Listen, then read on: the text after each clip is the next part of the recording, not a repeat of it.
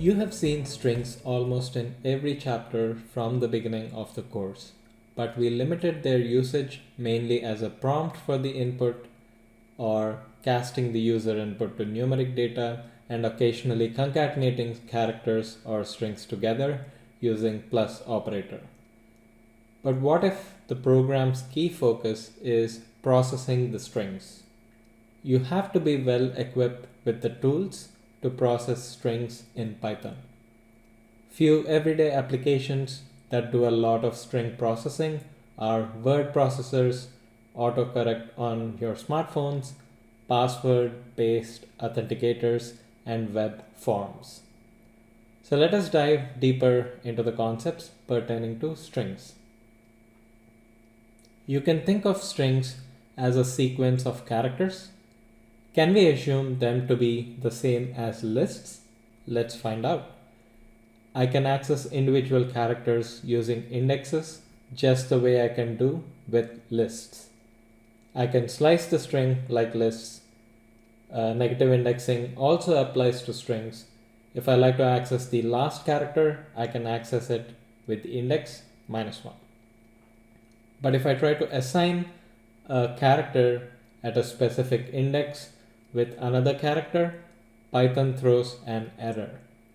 This is because strings are immutable, unlike lists, which are mutable. Strings are more like tuples, which are made of characters. But unlike tuples, which have limited set of methods, strings have rich set of methods that let us write efficient string processing programs in Python.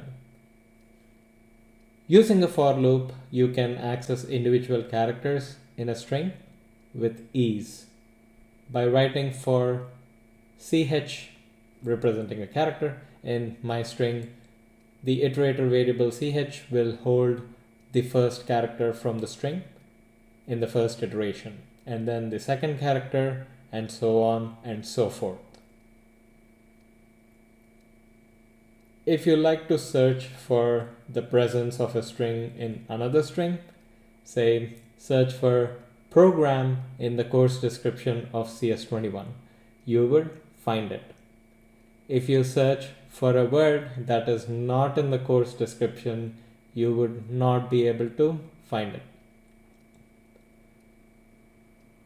Here are a few string methods that give you a peek into the properties of a string, whether it only contains numbers or only contains characters from alphabet, or it is alphanumeric like most of the passwords, is fully lowercase or is fully uppercase, or contains only blank spaces. You can learn about these methods by applying them on few examples and see whether they return true or false. And then there are string modification methods, but as strings are immutable, they do not modify the original string. For instance, the method upper, when applied on a string, converts all of its characters into uppercase and then returns a new copy of the string. Here is a list of string modification methods that create a copy of a modified string.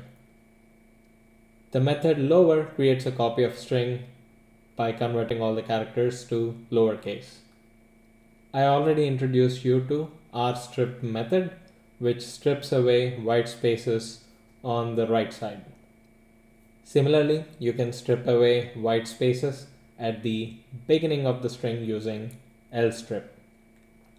You can also pass a character as input argument to both these methods and strip the specific character. If you want to strip all the leading and trailing white spaces, you use strip method. There are several search and replace methods. I will let you explore these methods using learning by doing paradigm. It makes sense to build intuition that way.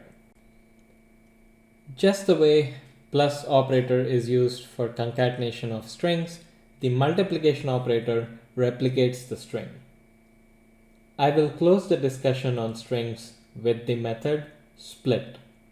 If you have a sentence and would like to analyze the words in that sentence, we can apply split method, which creates a list of words. By default, the split method splits a string at blank spaces.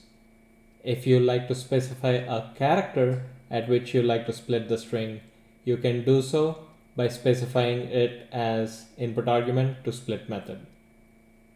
I hope you run through all these examples that are provided in the textbook on Python shell and get comfortable with string methods.